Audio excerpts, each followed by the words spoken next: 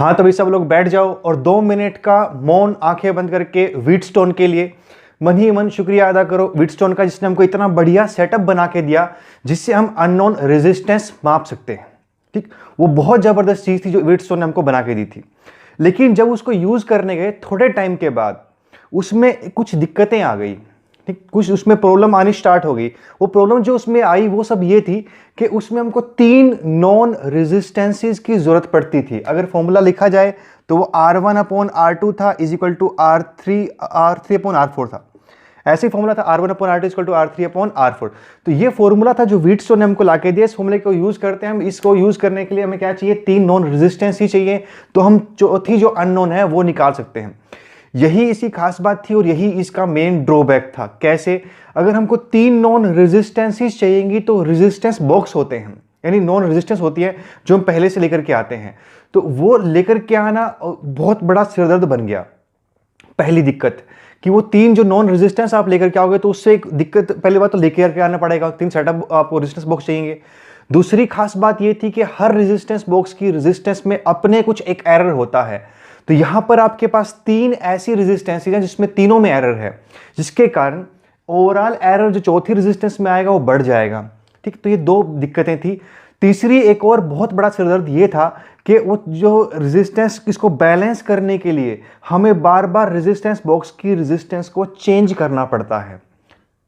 इसको अचीव करने के लिए लैब में भी एक्सपेरिमेंट होगा। इसको अचीव करने के लिए यानी कि बैलेंसिंग कंडीशन अचीव करना बहुत बड़ी सरदर्दी बन गया, क्योंकि आपको रेजिस्टेंस को बार बार चेंज करना पड़ेगा उस रेशो तक पहुंचने के लिए जब ये बैलेंस होगा। तो वो आसानी से अचीव नहीं होती थी, बहुत घंटों लग जाते थे उसमें उसको बैलेंस करने के लिए। तो उसका फिर एक और शॉर्टकट आया, एक सिंपल तरीका आया मीटर ब्रिज के रूप में। तो ये मीटर ब्रिज दरअसल व्हीटस्टोन की में ही इंप्रूवमेंट है, उसकी नई चीज है। तो इस ऐसा कहने से व्हीटस्टोन की वैल्यू खत्म नहीं हो जाती, उसका अपने आप, देखो शुरुआत उसने की थी फील्ड की, ये तो आगे धीरे धीरे डेवलपमेंट हो रही है। खैर, तो अब हम नई चीज सीखेंगे जो उससे थोड़ी सी इंप्रूवमेंट है, जिससे आसानी से हम बैलेंसिंग कंडीशन अचीव कर सकते हैं। तो सेटअप में क्या बदलाव किए गए? सिंपल जो 2 रेजिस्टेंस नीचे यूज हुई थी R2 और R4, अगर आपको पिछला सेटअप याद हो तो उनको हटा करके वहां पर एक 1 मीटर की स्ट्रिप यूज कर ली गई। 1 मीटर की स्ट्रिप यूज कर ली गई। 1 मीटर यानी 100 सेंटीमीटर की स्ट्रिप यूज कर ली गई। उस स्ट्रिप की अपनी एक रेजिस्टिविटी होती है, जैसे यहां पे बनाई है मैंने, ये AB एक स्ट्रिप यूज कर ली गई, इसकी अपनी एक रेजिस्टिविटी होती है। मतलब इसके अलावा बाकी जितनी भी तारें आपको नजर आ रही हैं वो सारी कनेक्टिंग है, लेकिन इसकी अपनी कुछ रेजिस्टिविटी है। तो अब इससे क्या आसानी हुई हमको कि अगर हम उसमें गैल्वेनोमीटर को अटैच करेंगे और जहां कहीं भी कनेक्शन कर देंगे तो वो कनेक्शन अपने आप से क्या करेगा, इसको 2 हिस्सों में बांट देगा। मतलब उस स्ट्रिप के 2 हिस्से कर देगा। एक स्ट्रिप उस कनेक्शन के इस तरफ रह जाएगा लेफ्ट साइड पे, और एक हिस्सा उसका राइट साइड पे बच जाता है। ऐसा करने से वो जो एक अकेली हमारे पास स्ट्रिप है 1 मीटर की, वो 2 रेजिस्टेंस की तरह बिहेव करना शुरू कर देती है। और हम सिंपल इस कॉन्टैक्ट को, स्लाइडिंग कॉन्टैक्ट हम यूज करते हैं, आगे पीछे मूव करवा करके बगैर रेजिस्टेंस को बार बार चेंज किए वो काम अचीव कर लेते हैं, वो कंडीशन अचीव कर लेते हैं। कुछ समझ में नहीं आया होगा? देखो, अगर आप देखो इसमें क्या हो रहा है कि इसमें कनेक्शन के लिए हम तार को फिक्स नहीं करते, यहाँ पे एक स्लाइडिंग कॉन्टैक्ट लेते हैं, उसका नाम होता है जॉकी। स्लाइडिंग कॉन्टैक्ट जॉकी एक सिंपल एक पेन की तरह का होता है, वो उस वायर पे ऐसे मूव करवा सकते हैं और जहाँ भी वो चलता है वहीं पे उसका कनेक्शन हो जाता है। जिस जगह पे टच करेगा वायर को उसी जगह पे उसका कनेक्शन बन जाता है, मतलब वो कनेक्ट हो जाता है।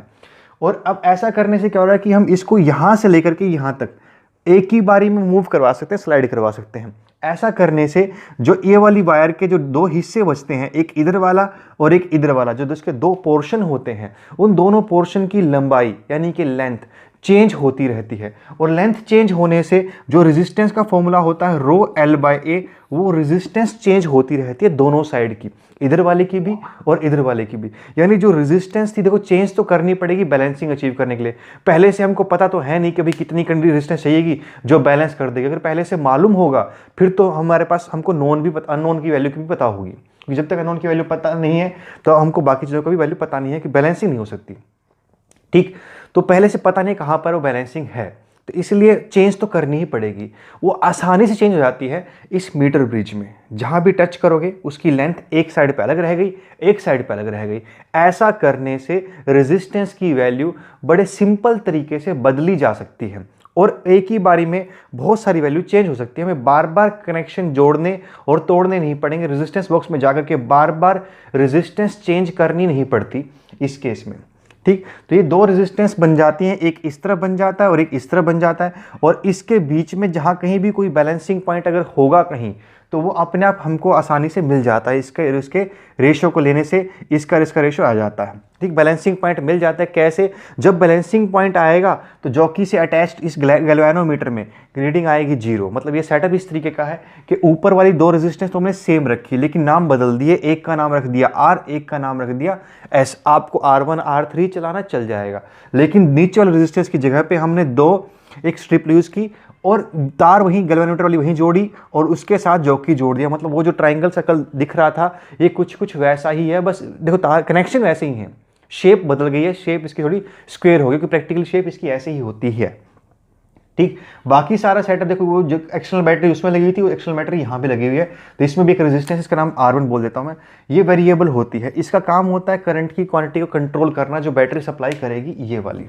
ठीक, इसका काम वो होता है। तो उम्मीद है थोड़ा बहुत आपको समझ में आया होगा इस, क्योंकि असल चीज़ तो आपको समझ में तब आएगी जब हम लैब में इसको करेंगे, लेकिन फिर भी उम्मीद है कुछ आप समझ गए होंगे कि हम उस रेजिस्टेंस को रिप्लेस करके एक स्ट्रिप की हेल्प ले रहे हैं, जिससे वो रेजिस्टेंस की वैल्यू आसानी से चेंज हो जाती है। और उसको चेंज करने के लिए हम एक स्लाइडिंग कॉन्टैक्ट ले रहे हैं जिसको जॉकी बोलते हैं। एक पॉइंट ऐसा आता है जिस पॉइंट पे गैल्वेनोमीटर करंट 0 शो करता है, यानी कि बैलेंसिंग हो जाती है, उस पॉइंट को हम नल पॉइंट बोलते हैं। ठीक है, तो नल पॉइंट अचीव होने का मतलब है बैलेंसिंग अचीव होना। तो नल पॉइंट पे ऐसा केस बन जाएगा कि इसकी रेशो इसके साथ इक्वल आ जाएगी, या इसकी रेशो इसके साथ इक्वल आ जाएगी जब हमको नल पॉइंट मिलेगा। अब वो निकालते हैं, देखो R/S और इसकी रेजिस्टेंस कितनी बनेगी, ρL/A। इसका एरिया ऑफ क्रॉस सेक्शन है, इसी कितनी बनेगी रो 100-L, क्योंकि पूरी 100 सेंटीमीटर थी ना, तो ये 100-L/A बनेगा, क्योंकि देखो अक्सर इसकी रीडिंग सेंटीमीटर्स में आती है, इसलिए इसको सेंटीमीटर में चेंज कर लिया है। अगर आप डिवाइड करोगे तो ρA से ρA कट गया, या L/100-L, ये बन गई R/S। ये बैलेंसिंग की कंडीशन बनती है मीटर ब्रिज के केस में। तो बड़ी सिंपल होगी, सिंपल आप स्लाइड कराओगे, एक पॉइंट पे नल पॉइंट मिल जाएगा और आपका आंसर आ जाएगा। मैकेनिकल करेंगे तो और समझ में आएगा। तो नल पॉइंट समझ में आया भाई कैसे ये अचीव होता है। अगर आप उसके इधर उधर टच करोगे कहीं पे, फिर गैल्वेनोमीटर रीडिंग शो करता है। अगर मान लो जहाँ पे नल पॉइंट है उसके इधर या इधर टच किया जाएगा तो गैल्वेनोमीटर रीडिंग शो करता है, और नल पॉइंट के इर्द गिर्द वो डायरेक्शन चेंज करता है। मान लो इधर से करंट नीचे जा रहा होगा तो नल पॉइंट जंप करते ही डायरेक्शन रिवर्स हो जाएगी, तो वहाँ से हमको एक आइडिया हो जाता है कि बीच में कहीं नल पॉइंट था। ठीक, क्वेश्चन करेंगे तो और ज़्यादा क्लियर होगी बात आपको। अच्छा देखो, ये पॉइंट समझ में आया अभी। अब एक और इसी कंडीशन होती है कि नल पॉइंट वो आना कहाँ चाहिए। अगर आप देखो, फिर से मेन खेल क्या था, पहली बात तो ये थी कि बैलेंसिंग नहीं अचीव हो रही थी, यहाँ बैलेंसिंग अचीव होना तो ओवरकम कर लिया गया। दूसरी एक और खास बात थी उसमें 3 रेजिस्टेंस थी, एरर आ जाता था, ज़्यादा एरर आता था। ठीक, तो अब एरर के लिए इसमें क्या प्रावधान है, या एरर के लिए क्या चेंजेस किए गए इसके अंदर, उसको बैलेंसिंग के लिए क्या चेंज किए गए, हमने स्लाइडिंग कॉन्टैक्ट यूज़ किया। अब और एरर के लिए क्या चेंजेस किए गए, एरर के लिए डिपेंड करता है वो रीडिंग लेने वाले के ऊपर कि वो कैसे इसकी रीडिंग लेता है। अगर इसका नल पॉइंट बीच के आसपास यानी 50 सेंटीमीटर के आसपास रहेगा तो इसका एरर कम रहता है, अगर किसी कोने पे रहेगा तो एरर ज़्यादा रहता है। मैंने एग्जांपल लेके बताया, देखो जितना इसका लीस्ट काउंट होता है, स्केल का लीस्ट काउंट इसका 1 सेंटीमीटर होता है, तो हर एक में एरर उतना ही होता है। तो अगर मान लो नल पॉइंट आपने अचीव कर लिया 2 सेंटीमीटर पे, बस एक कोने पे आ गया, 2 सेंटीमीटर पे आ गया, तो इधर कितना बचा 2 सेंटीमीटर, तो इधर की 2 सेंटीमीटर में हमारा 1 सेंटीमीटर का एरर है। तो 2 सेंटीमीटर में 1 सेंटीमीटर का एरर है, कितना परसेंट बना 50%, प्लस 98 में कितना है, वो भी 1% का एरर है, तो वो भी आ गया 1 सेंटीमीटर का, सॉरी 98 में भी कितने का एरर है, 1 सेंटीमीटर का एरर है।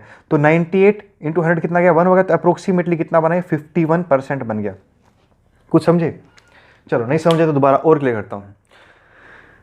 जो ओवरऑल एरर आएगा वो आएगा तो इसमें भी तीनों का सम, इसमें से एक तो हमारी नॉन होगी, एक अननोन होगी, मतलब इसमें 2 स्लॉट होते हैं, एक में नॉन रख लेते हैं, मतलब इस बार हमारा काम एक नॉन से चल रहा है, ये हमको सपोज पता है, इसको निकाल रहे हैं।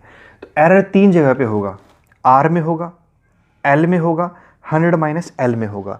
और आपको पता है एरर की जो वैल्यू है वो ऐड ही होती है, चाहे मल्टीप्लाई होना हो चाहे डिवाइड होना हो, एरर का परसेंटेज एरर तो ऐड ही होता है। तो तीनों का परसेंटेज एरर ऐड होगा। अब देखो R पे तो हमारा कंट्रोल है नहीं, ये तो रियोस्टेट से आई हुई है, इसकी तो जितनी होगी उतनी ही रहेगी, इसमें चेंज नहीं कर सकते। बस हमने इतना कर लिया कि अब 3 नोन की बजाय 1 नोन से काम चला रहे हैं, एक जानी पहचाने से काम चला रहे हैं, 2 को हमने हटा दिया। अब जो बाकी जो हमारे जो हाथ में है वो इन दोनों का एरर मिनिमाइज करना है, L का और 100 माइनस L का एरर मिनिमाइज करना है। हर एक में जितना उसका लीस्ट काउंट होगा उतना एरर रहेगा। तो अगर L क्या हुआ, इस बैलेंसिंग यानी नल पॉइंट से इधर की लेंथ, तो इस लेंथ में भी 1 सेंटीमीटर का एरर आएगा कि लीस्ट काउंट उतना ही है, इसमें भी 1 सेंटीमीटर का आएगा लीस्ट काउंट उतना ही है। तो अगर मान लो नल पॉइंट आपका 2 पे आया हुआ होता तो 2 सेंटीमीटर में 1 सेंटीमीटर का एरर होता तो 50% बन जाते, यानी कि इधर की रेजिस्टेंस में 50% का एरर होता, और इधर वाली में कितना होता 1/98, क्योंकि 2 इधर चला गया तो इधर कितना बच गया 98 बच गया ना, तो 1 वहाँ होता। सोल्व करते तो अप्रोक्सीमेटली 1% आता, तो 52% का एरर बनता, अप्रोक्सीमेटली 51% का बनता। तो ये एरर तब आएगा अगर आप किसी कोने पे होंगे। वहीं अगर आप बीच में पहुंच जाओगे, देखो इसमें केस क्या हो रहा है, अगर आप थोड़ा आगे बढ़ोगे तो इसका एरर धीरे धीरे घटेगा, इसका भी थोड़ा थोड़ा घट जाएगा, इसका थोड़ा दोनों का, इसका इंक्रीज करेगा इस साइड का, क्यों इंक्रीज करेगा, क्योंकि ये फैक्टर इसका डिनोमीटर घटता चला जाएगा, ये नीचे वाला घटता चला जाएगा और ये बढ़ता चलाएगा, तो एक का एरर डिक्रीज करेगा, एक का एरर इंक्रीज करेगा। और जब आप अगर बाई चांस 98 पे अगर ले लोगे, अगर आपका बैलेंसिंग पॉइंट 98 पे मिला हुआ होता तो फिर उधर 98 बन जाता, यहाँ पे 2 होता, फिर से एरर क्या आता 51% के आसपास। तो अगर आप दोनों में से किसी भी एक कोने के नज़दीक हुए तो एरर बहुत ज़्यादा आ रहा है। बीच में एरर मिनिमम होता है, क्योंकि एक साइड से भी घटता है उस साइड से भी घटता है, बीच में मिनिमम अचीव होता है। तो अगर अप्रोक्सीमेटली 50 पर होते तो 1 सेंटीमीटर का 50 सेंटीमीटर में एरर, इस 1 सेंटीमीटर का 50 सेंटीमीटर में एरर, तो 1/50 2% यानी कि 4% का एरर बनता अगर नल पॉइंट बीच में अचीव होता। तो ये क्वेश्चन बहुत कॉमन है वाइवा में कि नल पॉइंट कहाँ आना चाहिए किसी मीटर ब्रिज के अंदर। तो मीटर ब्रिज के अंदर नल पॉइंट जहाँ तक हो सके उसके सेंटर में आए, क्योंकि अगर सेंटर में आएगा तो दोनों साइड का एरर वो मिनिमम रहेगा, 4% का मिनिमम एरर रहता है। इससे कम एरर आप नहीं ला सकते 1 सेंटीमीटर के मार्किंग वाले स्केल में। 4% से कम एरर आएगा नहीं, 4% का एरर तो आना ही आना है। Clear point. तो ये मिनिमम एरर है जो इसमें अचीव हो सकता है, वो भी तब जब आर हमारा एग्जैक्ट रहेगा। तो इसलिए हम चाहते हैं कि अगर एरर मिनिमाइज किया जाए तो इसको बीच में लाना पड़ेगा। तो दोनों हमारी कंडीशनें अचीव हो गई। अगर इसको बैलेंसिंग पॉइंट जल्दी ढूंढने के लिए स्लाइडिंग कॉन्टैक्ट का इस्तेमाल हुआ, जिसको जॉकी कहते हैं, और एरर को मिनिमाइज करने के लिए हम नल पॉइंट को बीच में लाने की कोशिश करते हैं। तो कई बार ऐसा होता है कि वो बीच में आता नहीं है। बीच में क्यों नहीं आता है, देखो एक ऐसे समझ में आएगा। एक न्यूमेरिकल लेता हूँ मैं, उसको सोल्व करने के बाद समझाऊँ कि बीच में क्यों नहीं आता है। तो ये क्वेश्चन था, इस क्वेश्चन में ये था कि हमारे पास एक स्लॉट में 20 ओम की रेजिस्टेंस थी और दूसरे स्लॉट में 40 ओम की रेजिस्टेंस थी। ठीक, यही मीटर ब्रिज था हमारे पास। इस मीटर ब्रिज में एक स्लॉट में 20 ओम, एक स्लॉट में 40 ओम।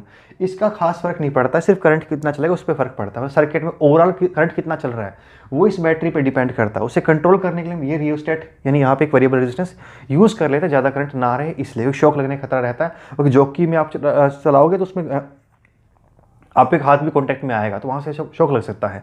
तो वो मिनिमाइज करने के लिए वो रियोस्टेट यूज़ होता है। तो इसलिए मैंने बाकी सेटअप बनाया नहीं है, क्योंकि उसका फ़ायदा तो कुछ है नहीं। तो सिंपल आधा हिस्सा बनाया। तो क्या था, पहले स्लॉट में 20 ओम की रेजिस्टेंस थी, दूसरे स्लॉट में 40 ओम की रेजिस्टेंस थी। तो कहीं नल पॉइंट आ रहा था, कहीं आ रहा था नल पॉइंट। तो क्वेश्चन ये था कि अगर 40 ओम को उसके जैसी ही एक रेजिस्टेंस से शंट कर दिया जाए, शंट का मतलब उसके पैरेलल में एक रेजिस्टेंस लगा देना।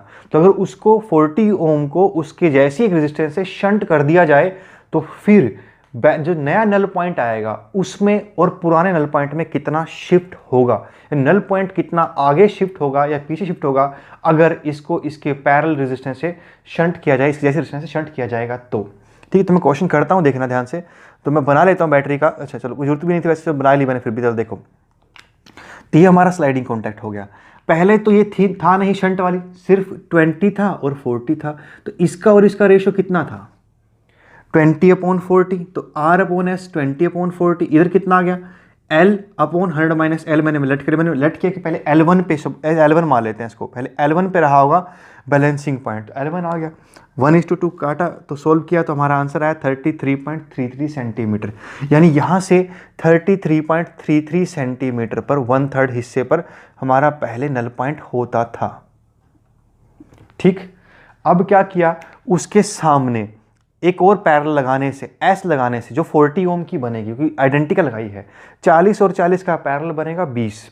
तो उस स्लॉट में भी ओवरऑल कितनी बन गई 20, इधर कितनी बन गई 20, दोनों का रेशियो कितना हुआ 1। तो 1:1 से ऊपर रेशियो आए, उसके लिए नीचे भी क्या आना चाहिए 1:1 रेशियो आना पड़ेगा। अगर उसको आप इसी फॉर्मूले सोल्व करोगे और L2 के लिए निकालोगे तो आपकी L2 की जो लेंथ आ जाएगी, L2 की देखो 20/20 और ये L2/100 माइनस L2 कितना बन जाएगा, L2/100 minus L2 is equal to 1। Solve करोगे तो आपको L2 की वैल्यू मिल जाएगी 1/2 सेंटीमीटर यानी कि 50 सेंटीमीटर। यानी फिर कहाँ आ गया बीच में। ठीक है, इससे हम, ये एक था तो न्यूमेरिकल, लेकिन इससे बहुत सारे कॉन्सेप्ट क्लियर होते हैं जो वाइवा में पूछे जाते हैं। कई बार 1 मार्क क्वेश्चन आपके बोर्ड में भी आ जाते हैं कि, और वाइवा वाला कई बार बहुत घुमा देता है क्वेश्चन को, तो वहाँ पे तंगी हो जाती है कि मान लो देखो आपको बैलेंसिंग पॉइंट सेंटर में हम लाते हैं, किस लिए लाते हैं, एरर को मिनिमाइज करने के लिए, और वो नहीं आ रहा वहाँ पे, तो क्या करोगे। तो ये क्वेश्चन आपको हिंट देगा, जब रेजिस्टेंस छोटी हो गई उधर वाली, जब वो बड़ी थी ये छोटी थी, तो नल पॉइंट इसके करीब था, है ना, मिड से इधर था, 1/3 पे था।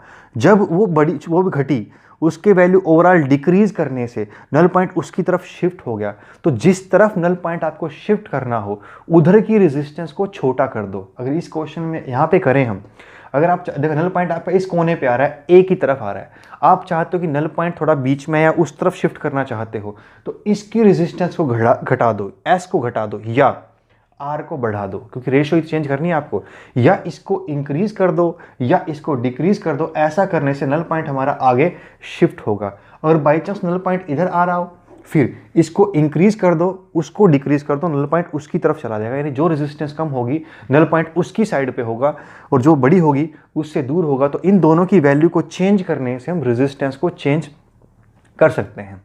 ठीक, इसका इसी का मिलता जुलता क्वेश्चन एक एनसीईआरटी बुक में भी दिया हुआ है, सोल्ड एग्जांपल है। वो सोल्ड एग्जांपल भाई 2-3 बार क्वेश्चन आ चुका है बोर्ड में, और उसको ट्राई कर लेना, क्योंकि वो वेरिएबल उसमें बहुत ज़्यादा कॉम्प्लेक्स हो जाते हैं, तो उसको सोल्व करने में बच्चों को बहुत दिक्कत आती है, तो उसको एक बार ट्राई कर लेना। तो उम्मीद है आपको समझ में आया। मीटर ब्रिज क्या था, मीटर ब्रिज क्या था, व्हीटस्टोन के ऊपर एक इंप्रूवमेंट आई जिसने एक्सपेरिमेंटली उसको सोल्व करना आसान कर दिया। व्हीटस्टोन ब्रिज की कंडीशन वही व्हीटस्टोन वाली यूज हुई है, लेकिन एक्सपेरिमेंटली आसान बनाने के लिए हमने क्या यूज किया, मीटर ब्रिज यूज किया। तो वो क्वेश्चन पूछा जाता आपसे वाइवा में को बहुत बार कि जब हमारे पास व्हीटस्टोन ब्रिज था तो फिर मीटर ब्रिज क्यों लाए हम। ये बहुत कॉमन क्वेश्चन है, वाइवा में बहुत पूछा जाता है। अगर व्हीटस्टोन ब्रिज पहले से अवेलेबल था फिर मीटर ब्रिज क्यों आया, इसके बाद एक और आएगा फिर वो भी आता है कई बार, फिर अगर ये था तो फिर वो क्यों आया। तो इसमें बहुत सारी चीज़ें हैं। कुछ दिक्कत थी उसमें, क्या थी, उसमें बैलेंसिंग पॉइंट आसानी से अचीव नहीं होता था, उसमें बहुत दिक्कत लग जाती, समय लग जाता था, इसने उसको जल्दी किया है। तो दो तीन पॉइंट जो मैंने आपको बताए हैं उन्हीं के ऊपर बेस इसका आंसर बनेगा। तो ठीक है भाई, ये था हमारे पास करंट के बारे में, करंट चैप्टर का अगला टॉपिक। इसका एक टॉपिक और बचा हुआ है, बस फिर वो खत्म करते हैं।